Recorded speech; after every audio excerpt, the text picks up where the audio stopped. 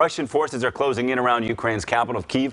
Shelling of civilians appears to be increasing as Vladimir Putin's invasion reaches a key stage. So let's get to Olivier Knox, the anchor of Washington Post's The Daily 202, one of the smartest dudes in Washington, here to talk about the latest developments.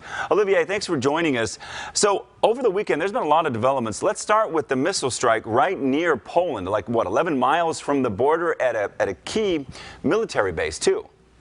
Right, it's about 15 miles from NATO member Poland. Obviously, a strike inside Poland would have a lot of really bad ramifications. Poland can invoke NATO's Article 5 mutual defense, and we could see a whole different kind of escalation in this conflict.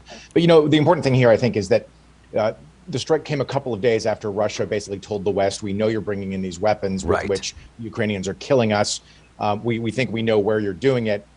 You're now fair game. We're coming for those. We're coming for those shipments. So this is a message more than anything else. Let's also talk about what's happening in Poland. Some of the mayors of some of the cities are saying we are booked. We are maxed out as far as refugees. Yeah, this is really important. Do you remember how refugee flows from Syria really upset Western European politics, leading in one instance to Brexit? Yeah. And you remember how last year Belarus, Russia's ally, was importing refugees from the Middle East and then pushing them over the border into Poland? Right. At the time, Europe warned against hybrid warfare. They saw this as a very clear effort to destabilize Poland. Well, Poland now has the lion's share of about 2.5 million Ukrainian refugees. Wow. It's something to watch really closely because, as I said, we've seen other instances in which refugee flows can be destabilizing. So one of the really important things on the Biden agenda now has to be to provide aid to the Polish people. So that stays calm before it upsets the whole flow of things. Let's also talk about Russia getting involved with China, asking them to help in the war here. This could be significant. It's something the USA does not want to happen. In fact, on a number of the Sunday shows, Jake Sullivan, President Biden's national security advisor, sent the message that China had better not accede to what U.S. officials are calling a request from Moscow for more weapons. There's talk that Russia, after 2 weeks plus of war in Ukraine, is running out of some of its munitions. And so, according to these U.S. officials, Russia reached out to China and said, essentially, can you provide us with some arms? And China is denying it. But we're positive that this was one of the main items on the agenda as Jake Sullivan, the national security advisor, met today in Rome with China's top foreign policy official. Are we surprised? I mean, I think I was a little surprised. Russia's such a huge country. They have so many resources that they're already running out of some things. Was this expected or unexpected? Well, I don't know that it was expected, but I would say this. The campaign has not gone the way Russia expected it to go. And so it's entirely possible that what they planned for and what they built up is not adequate to the task now because of Ukrainian resistance.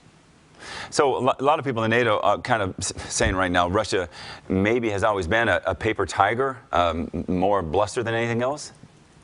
Well, I don't know about paper tiger because you remember what happened in the Chechnya wars, right? They basically shelled Grozny, the capital there. They shelled cities, they pounded them into gravel and caused tens of thousands of deaths. So, you know, if you're a Ukrainian today facing shelling of your apartment building, you definitely don't think they're a paper tiger.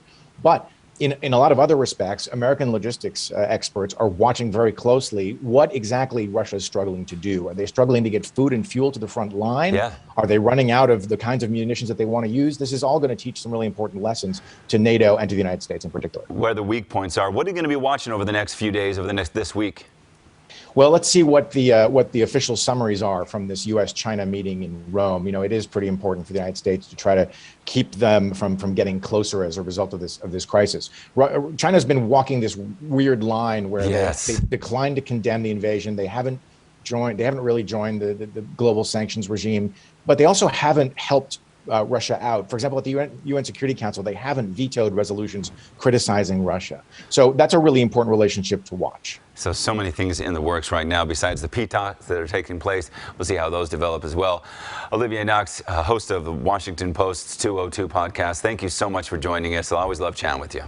My pleasure. Thank you.